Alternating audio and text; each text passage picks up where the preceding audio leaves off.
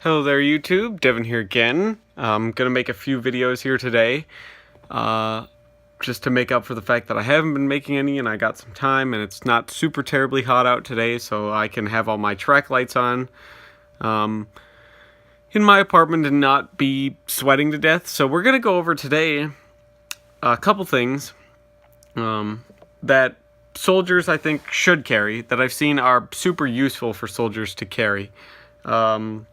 And have any number of uses. Now, a lot of soldiers, a lot of people who do like a reenactment, or actually are soldiers and stuff like that, or people that are in movies, I notice a lot of stuff like they get all the big things right, but it's all the little things that people are doing wrong, and stuff like that. So I figured this video might help.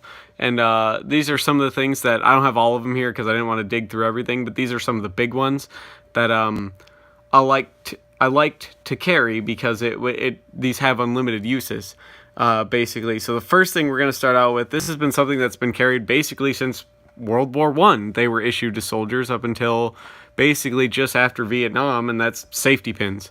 I love safety pins. Safety pins are awesome at fixing anything, especially if you don't know how to sew, but you should know how to sew if you're joining the military, because it helps a lot, especially if you're a person like me and you fucking hate Velcro, because Velcro blows, and I'm really glad the US military is now getting away from that. But safety pins have an unlimited number of uses. You can heat them up and use them to lance blisters. You can use them to attach patches to stuff. You can use them to hold your uniform together. You can use them for basically anything. You can use them to hold your boots together. You can, if you had to, you can use them to fashion stuff. You can use them as small nails.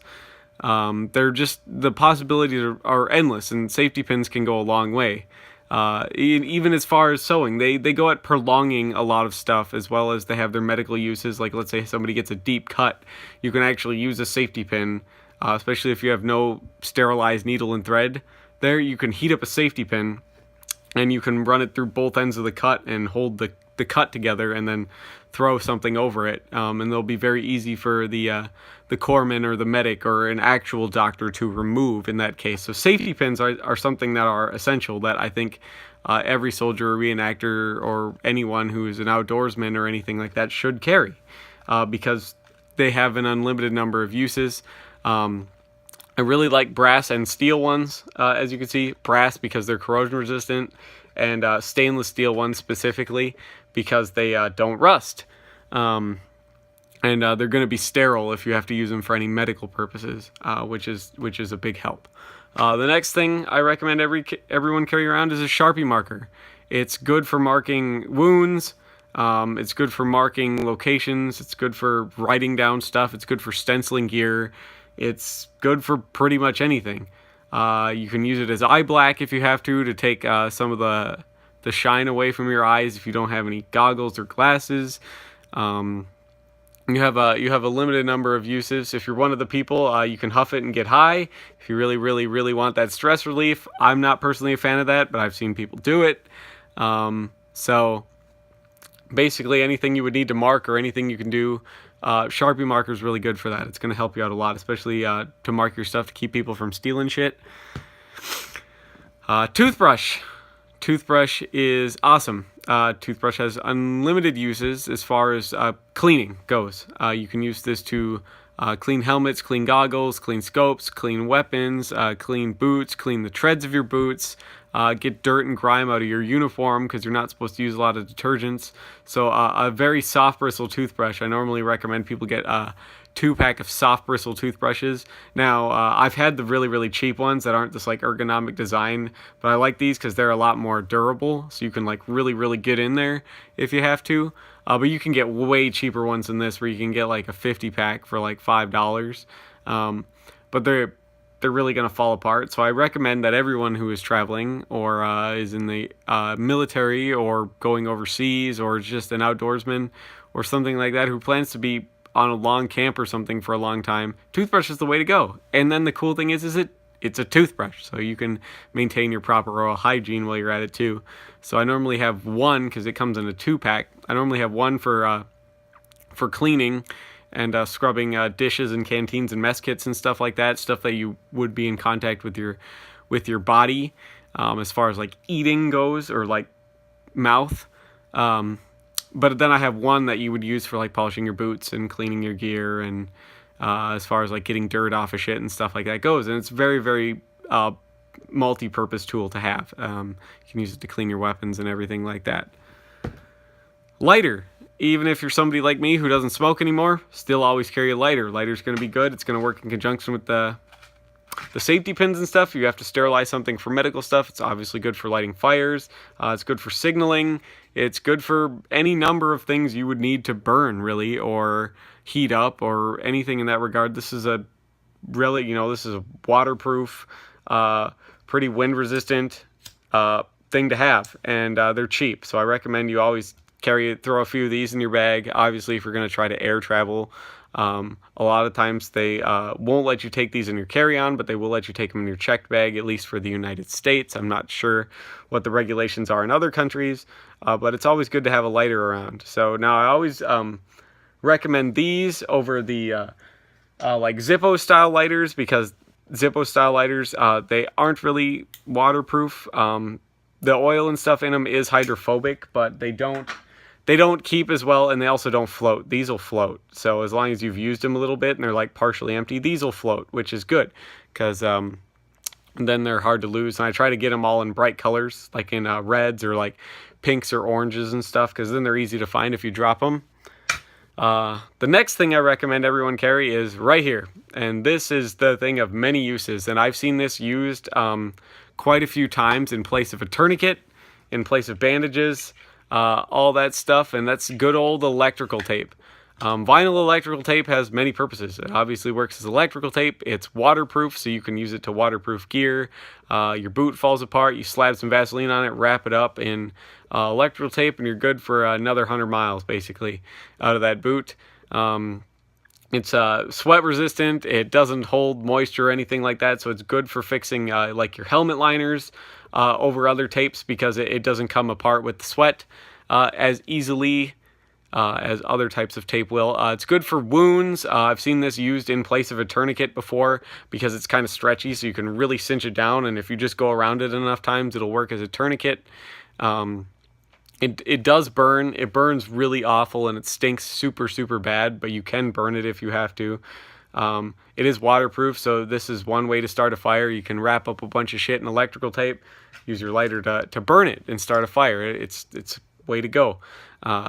Its possibilities are endless with this stuff. You could obviously use it to help hold camouflage onto things. You can help it repair. You can use it to help repair holes in shelters. Like I said, you can use it to hold in cuts in place of bandages. Pretty much anything like that. You can use this to fashion slings, splints, everything like that, especially when you don't have cordage. This is a good thing in place of cordage, and it's adhesive. So highly recommended everyone get electrical tape.